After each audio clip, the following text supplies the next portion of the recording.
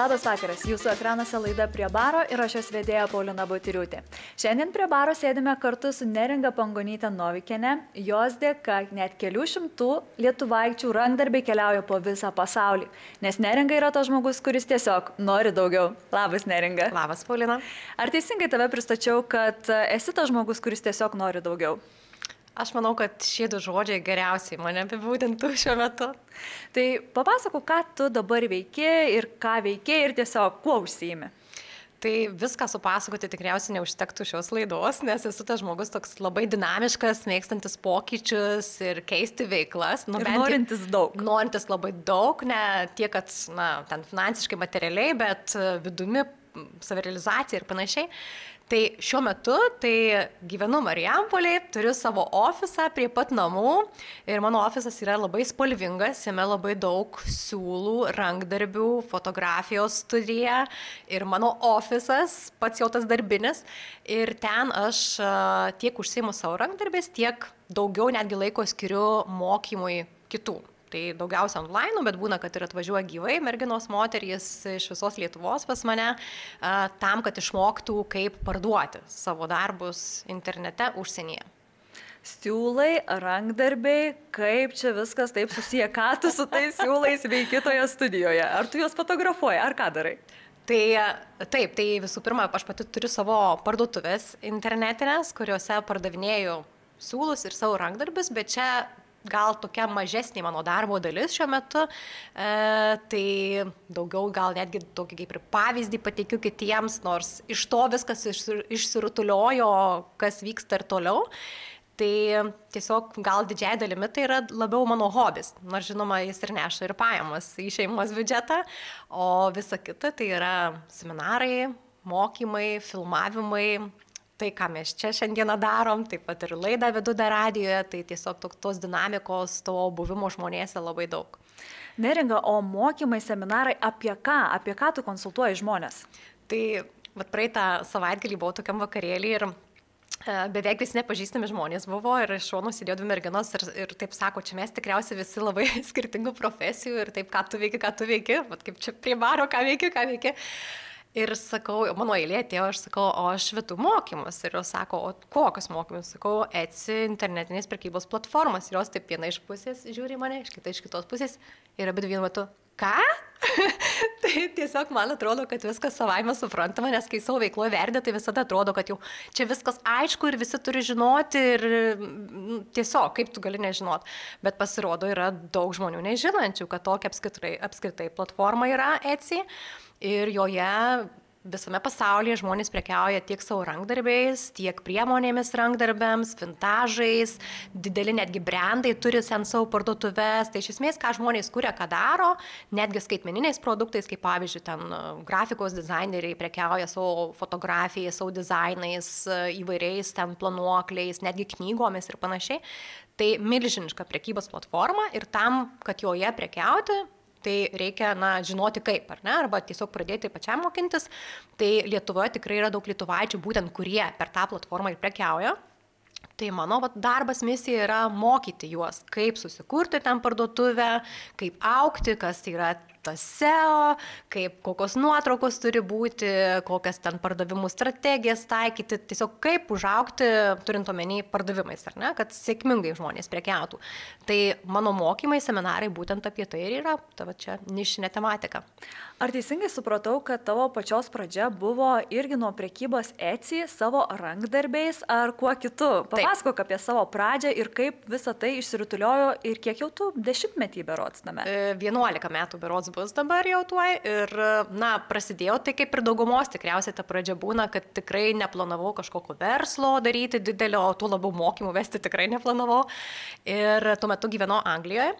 Ir mes su drauge, su kuria kartu gyvenom vienam bute, važiuodom į tokios vadinamus boot sales. Ten labai populiaru, kaip pas mus irgi yra mugės, tie blusturgiai vadinami, tai Anglijoje tie boot sale'ai vyksta ten kiekvieną savaitę ir jų labai didelių yra aplink Londoną, kur ten šimtai, jeigu ne tūkstančiai mašinų suvažiuoja ir žmonės prekiauja tiesiog ką turi, tą išparduoda. Bet rankdarbiais ar bet kuo? Ne, bet kuo, ten drabužiai visokie, netgi visokie ten vyriški įrankiai, vežimėliai, baldai, antikvaras, sodo reikmenys, bet kas, ką susirinkai ten vos ne iš garažų, kaip Amerikoje yra populiaru tie garažų seilai, tai Anglijoje būs seilai, su mašinom suvažiuoja, ten laukas keli hektarai ir ten ir visokie ir burgeriai vyksta, ten viskas, ten visas, kaip sakyt, festivalis.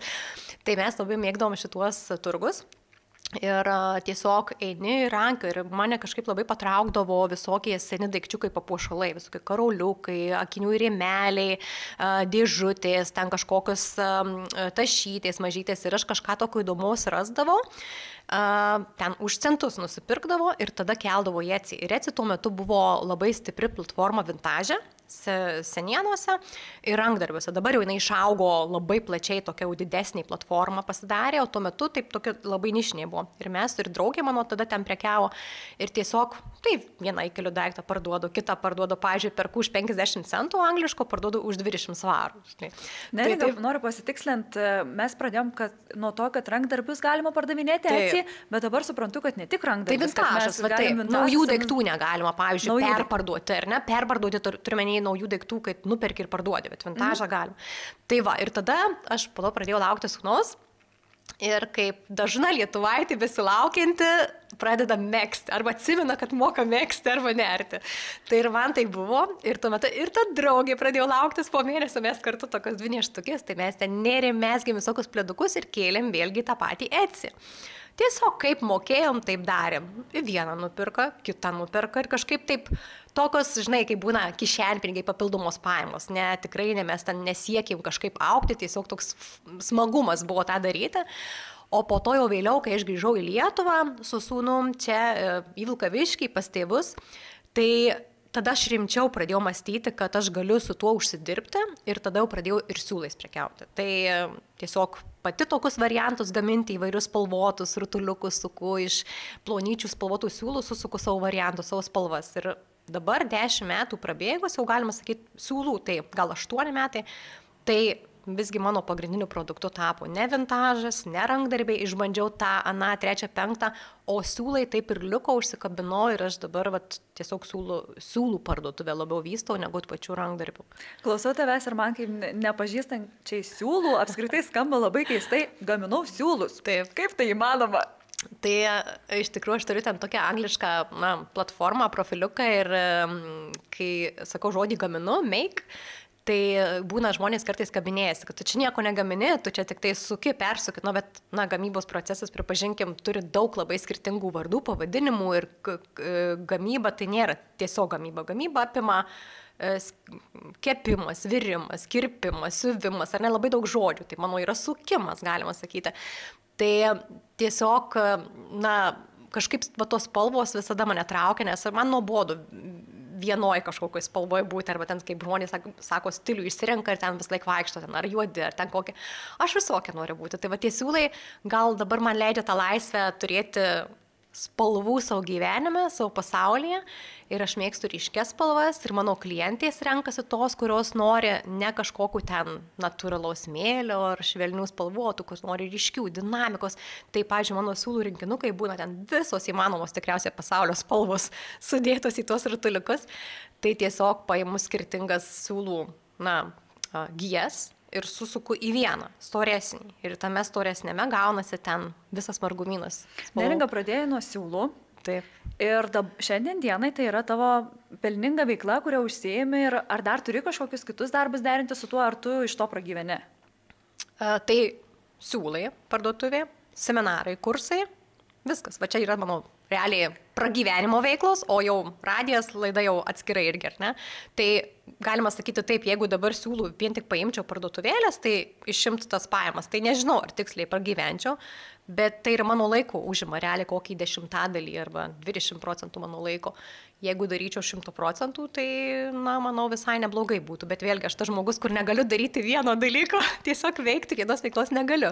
Ir kitas dalykas, ką pajaučiau, kad tas noras dalintis ir mokytis irgi labai organiškai gavosi, kad aš Instagram'e pradėjau dalintis apie Etsy, atsirado beklausimo klausiančių ir taip mane įstumė žmonės į tą mokymą ir aš tiesiog negaliu iš ten pabėgti, bet ir nenoriu iš tikrųjų, jeigu vien tik reikėtų pačiai dirbti prie verslo ir nebūti, sakykime, viešumoje, nors šiaip tai intravertė esu, bet tiesiog tas noras atiduoti, būti naudingai, tai va, tie mokymai iš to tikriausiai ir atsirado, nes pradėjau prašyti dar daugiau, dar ir taip jau tiesiog įsisukau, kad taip, šios veiklos yra mano dabar tiesiog vienintelis darbas. Ar galima sakyti taip, kad tavo hobis labai natūraliai išsirutuliojo į tavo pelningą verslą? Tiesiog žiūrėjai, kur veda tave. Taip. Šiandien žinau, kad esi verslo ir veiklos motyvacijos lektorė ir pakalbėkime būtent apie tą motyvaciją. Kas tau buvo pačiai ta didžiausia motyvacija tai daryti? Na, dar tas lektoriai, tai čia irgi papildo taip, ką darau, nes kartais būna kviečia tiesiog pranešimus kažkokius skaityti tą temą, bet viskas iš tos veiklos, ką dabar veikia, ar ne, patikslinimui. Kas skatina mane motyvuoja, tai aš per savo gyvenimą, tiek kiek jau turėjau, esu bandžiusi dirbti ne vienam darbe samdomam ir ilgiausia gal mano karjera vienoje darboje tai buvo 2 metai. Na, bankininkystė prieš tai buvo 4 metus, bet per 2 skirtingus bankus ir tikrai turėjau gana gerą karjerą ir vėlgi pabėgau. Tai man dabar mano veikloje yra ta motyvacija, tai kad aš pati, ką noriu, tą veikiu kiekvieną dieną, aišku, tai didžiulė atsakomybė ir įsipareigojimas savo, nes jeigu šiaip, Netflixą žiūrėti ar ne, tai iš ko tada gyvensi, reikia daryti veiksmus, kad ir finansai ateitų, akivaizdu.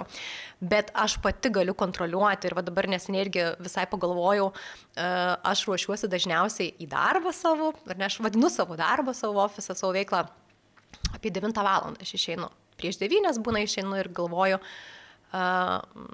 kiti žmonės tai jau valandą, jau darbe sėdi, arba atsikeliu 8 valandą, jeigu nereikia sūnaus ruošti mokyklą, pavyzdžiui, atostogos buvo, bet galvoju 8 valandą, kiti atsikėlė 6, kad į darbą, galvoju, man dabar, aš tiesiog tas žmogus, kur noriu savo tos laisvės, kad jeigu aš nenoriu šiandien dirbti, aš nedirbsiu, nors dažniausiai prisiverti. Tai mane labai motyvuoja tai, kad viskas mano rankose ir motyvuoja pavykę dalykai.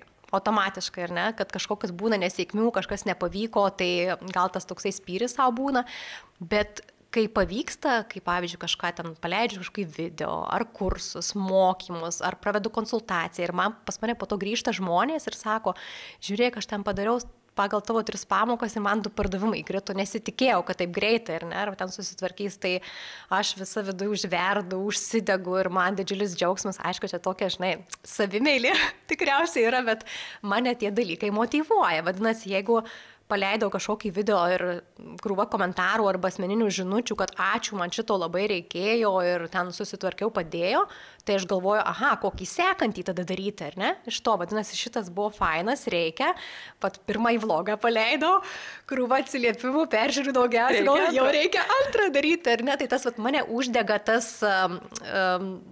ta sėkmė galbūt, tas pats darymas netgi labai motyvuoja, nes, aš pati apie motyvaciją kitiem daug kalbu ir teoriškai, ir vairių žaidimų žaidžiam, kad mes jos negalim laukti. Tokia, sakau, tokia draugė išdavikė, ateina, jos reikia, jos nėra, o kai pradedi daryti, jinai tiesiog ateina. Kai tau pradeda jau smagu daryti, jinai ateina, jau kai tau gerai, jau jinai ateina, Tai motyvuoja tas momentas, jausmas gal, kad vyksta, kad sekasi, kad einasi. O su kokiais iššūkiais šiame kelyje susidūrei per tuos visus metus, kokie buvo tokie didžiausi, skaudžiausi ir sunkiausiai įveikiami? Aš pati. Šiaip tai būna, kadangi rodau save daug viešumoje, tai daugam atrodo, kad, ne save, ne kaip paveiksliuką, bet ką darau, ką veikiu, visokie įvykiai, daugam atrodo, kad aš labai viską spėju ir daug padarau, nors aš žinau, kiek aš nespėju ir kiek aš nepadarau ir kiek aš atidėlioju. Tai va čia yra man sunkiausias tas gal momentas susitarti su savim, kad jeigu yra mano darbo diena, manęsgi niekas nekontroliuoja. Aš neturiu boso, kuris pasakytų, man neringa reikia, kad šitas būtų padaryta. Ir kažkokie susitarimai kartais su klientais, su partneriais, kad mes susitarėm, kad darysim seminarą ir aš turiu padaryti tą ir tą ir tą, iki tada, ar ne? Tai, taip, jau tą jauti spaudimą tokį iš kažkieno kito. Bet šiaip man va tas ir sunkiausia, jeigu aš turiu darbo dieną, sakykime, ketvirtadienis ir mano dienotvarkė nėra jokio susitikimo, bet aš turiu sąrašiuką padaryti tą. Tai va čia yra sunkiausia dalis, nes dažniausiai būna, tai dar šitą, bet ne tą, kas surašyta. Tai man didžiausias iššūkis šis yra. Pradžioje, aišku, pačioj pradžioje veiklos, kada jau išėjau iš paskutinio samdomo darbo, tai buvo gal tas sunkiausias vidinis momentas, ar tikrai sugebėsiu užtikrinti finansiškai, tą, sakykime, ką anksčiau, bet per pirmą mėnesį tas pavyko ir išsisklaidė baimės. O dar vienas galbūt dalykas toksai gal tokia baimė galbūt į priekį, kad, vat, pavyzdžiui, kas jeigu man kažkas atitiktų, sakykime, neseniai žiūrėjau vieną kitą podcastą irgi su dizainerė, irgi, kur jinai pagrindinis žmogus savo veikloje, tai realiai aš savo veikloje irgi esu pagrindinis vienintelis žmogus. Ir jeigu kažkas man atsitinka, ar ten susirgu ilgesniam, sakykime, laikui, tai, pabyra viskas, ar ne, tai vat, gal ta vat baimė, tai, bet aišku, galima profilaktikos imtis sveikatos prasme, tai tą stengiuosi daryti. Tai, o šiaip kažkokiu kitų didesnių iššūkių, aš manau, kad kai labai jauti, kad tikrai esi savo vietoje ir pagaliau aš manau, kad pirmą kartą gyvenime aš tą jaučiu. Aš anksčiau kitiem pavydėdavau to ir galvodavau, kada aš atrasiu tą kažką. Tai dabar geri metai, aš tą jaučiu ir kai jauti, kad savo vietoje, tai, tie iššūkiai, jie tokie, žinai, kai būna labai organiški, iš kurių mokaisi, nes natūraliai atsirado kažkas veikloje, įveiki tą kliūtį, darai toliau, bet ne tai, kad sudrebina viską ir jau nori keisti. Nori viską mesti. O kalbant apie pačius rankdarbius, žinai, labai dažnai žmonės apskritai net pasvajoja, kad norėčiau čia parodyti ten tuos savo gaminius, bet nedrįsta, stabdo save, iš vis net artimam ratui nerodo. Kokius girdi tokius vidinius kompleksus ar nežinau, tokius įsitikinimus iš savo klienčių, kurios kuria, kurioj vietoj jom trūksta motyvacijos?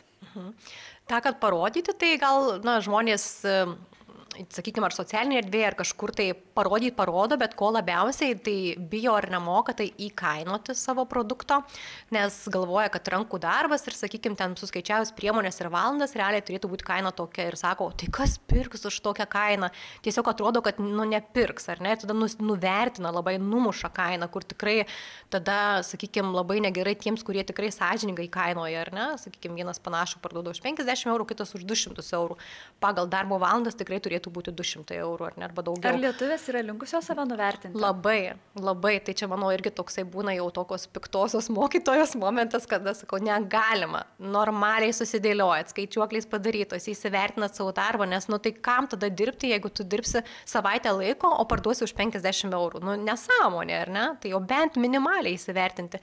Tai šita vieta ir dar toksai būna momentas, ar kam nors reikia, čia ar pirkti jau visko daug yra, ar ne, jau čia, sakykime, siuva moteris šilkinės, ten gumytes plaukam, lankelius daro, papuošalus. Ir sako, jau čia visko daug internete, ar dar kažkam reikės šito vieno. Šiaip tai sakau, jeigu šiaip pažiūrėjus, tai tikrai nereikia, niekam nereikia dar vienos plaukų gumytės. Bet jeigu jūs pradėsit rodyti save, savo prekės ženklą, kursit ir ne vieną įkelsit, o nuolatos darysit, praeis tam tikras laiko tarpas, įvyks lūžis, kada pradės rastis pas jūs klientai, jie norės būtent tos plaukų gumytės, nes jūs ją gaminat, ar ne? Tai tas įtikinimas, kad tiesiog eiti į tą pasaulį, rodyti ir tas klientas tikrai atsiras. Neringa, pakalbėkime dar apie tavo laidą, apie žinių radijo laidą. Kaip ten patekai ir ar buvo sunku? Čia toks dažnas būna klausimas, nes aš nei kokią ten žurnalistiką baigus, nei anksčiau patirties turėjau radio ir televizijoje. O buvo taip, kad tuo metu, 19 metais, aš išeidinėjau iš banko ir tiesiog atėjo toks momentas, kad aš supratau, kad aš padariau tą karjerą, bet ne toj srity, kur jausčiausi gerai. Ir buvo sunkus sprendimas toks vidinis atsisveikinti su tuo darbu, bet nusprendžiau, kad tikrai tą žingsnį žengsiu ir aš tada atsimenu, kaip ir viduj priėmiau tą sprendimą, buvo gal gegužės pradžia. Ir tuo metu labai daug žiūrėdavau žinių radio laidų, kai kažką veikiu namuose, ten, sakykime, lyginu ir žiūriu žinių radio laidas. Beatos Tiškevič, berods būdavo Rasos Josionytės ir kitų, apie tiesiog žmonės, ką jie veikia, ką daro, visokios įdomybės. Ir man taip viduj toks jausmas būdavo, kaip aš norėčiau ten būti. Ir man tokia viena buvo diena, toksai klik, žinai, kai būna toks ženklas iš dangaus nusileidžia ir jauti, kad dabar šią sekundę atsidarau kompą ir rašau, atrodo, kad nešau kažkas iš dangaus nusileidę. info, susiradau adresą, ar ne? Labą dieną, turiu laidą idėjai apie žmonės, kurie išeina iš labai gero darbo ir pradeda vystyti kažkokią savo veiklą. Būtent apie tokius sprendimus ir samdomą darbą lyginti su nuosavą veiklą. Gaunu po 2-3 dienų atsakymą, atvažiuokit, pasikalbėsim. Atvažiuoju, pasikalbam, padarom bandomą įrašą ir tas bandomasis įrašas tapo pirma laida. Labai greitai. Realiai nuo laiško iki laidos transliacijos, iki įrašo mėnesis, galbūt nepilnas, iki transliacijos 2 mėnesiai. Ir per tą laiką spėjau dar išėti iš banko, nes reikėjo labai greitai, kad pirma laida išeitų jau išėjus iš banko. Neringa savo laidoje kalbino žmonės, kurie savo idėjas pavertė realybę. Sakyk, ką tie žmonės daro kitaip, kad jiem pavyksta? Aš manau, kad jie nieko kitaip nedaro, jie tiesiog daro. Nes kai savo pašnekovų užklausiu pabaigoje kažkokį palinkėjimą, patarimą pasiūlyti ir pagal jų veiklą, jų tematiką, bet beveik visų sutampa ta vieta, kad tiesiog pradėk daryti. Tai va tie žmonės pradeda daryti, nes yra daug žmonių, kuriems, sako, nepavyksta, tai jie laukia, atidėlioja, bet turi mintį idėją, nori keisti kažkokią veiklą savo ar ne, pradėti naują, bet jie nepriima to sprendimo, jie nepradeda daryti, nes galvoja, kad viskas sudėtingai labai, va, sakykime, ir su žinių radijum, būna klausia, o ką man daryti, jeigu norėčiau, tiesiog parašyk, paskambink, tikrai, taip paprastai, taip paprastai. Tai va tie žmonės, ir kuriuos aš kalbinu, jie tiesiog ima ir daro. Begalybė nesėkmių pas juos yra, ten klaidų pridaryta ir metimų, ir keitimų veiklų, bet jie tiesiog ima ir daro. Viskas. Dažnai tas intencija, kaip čia pasakytas, proaktyvus ar reaktyvus, koks čia tas žodis, tiesiog imti ir daryti veiksmas turi būti. Tai o koks tavo vienas patarimas būtų pats svarbiausias? Tai tikriausiai tas pats. Ar visada pradėti tiesiog daryti, pabandyti, bent pačiupinėti, paragauti ir tada įsitikinti, o gal ne tau, ar ne, sakykime, bet bent pabandyti, o ne tik nepalikti galvoj tų minčių idėjų. Na ir pabaigai, kurį mūsų kraštietį norėtum pamatyti laidoje prie baro ir išgirsti, kaip ir kuo jis gyvena? O, wow, tai nepasiruošiau šitam klausimui, bet dabar reikėtų greitai galbūt. Taip, šiaip tai aš labai mėgstu kavą. Ir bare tai rečiau lankausi, tai ačiū už pakvietimą, būtinai ir čia ateisiu ir kitų metų. Bet kava man tas gėrimas, kuris mane lydi kiekvieną dieną, tai būtų labai smagu išgirsti mūsų kofeino įkūrėjų istoriją. Tai galbūt irgi Neringos, ar ne istorija, tai galbūt Neringą pakalbinti, kitą Neringą. Ačiū už pokalbį. Šiandien tai buvo viskas, ką mes kartu su Neringa spėjome jums papasakoti. Jeigu jūsų mintyse sukasi žmogus, kurį norėtumėte pamatyti laidoje prie baro ir išgirsti, kaip ir kuo jis gyvena, savo pasiūlymus siųskite elektroniniu paštu prie baro@mmm.lt. Iki.